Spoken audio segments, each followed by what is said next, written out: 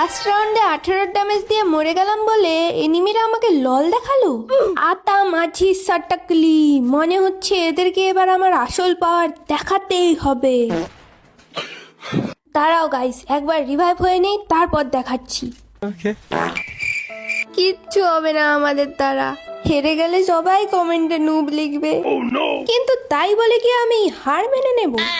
কখনো না, ওটা তো আমার ডিকশনারিতেই নেই। নিজের হাত মার্ডার হওয়া টিমমেটটাকে রিভাইভ করে সোজা রক্ত চুষতে আসা লাস্ট এনিমিটার মাথায় চুমু বসিয়ে দিই।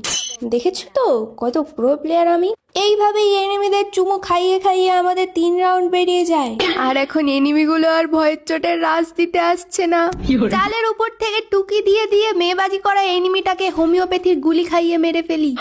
তারপর শুরু হয় মিষ্টি বিতরণের পালা। আমার কাছে যতগুলো টুনটুন মাসির লাড্ডু ছিল একে একে সব ছুঁড়ে মারি, কিন্তু একটাও কিল পাই না।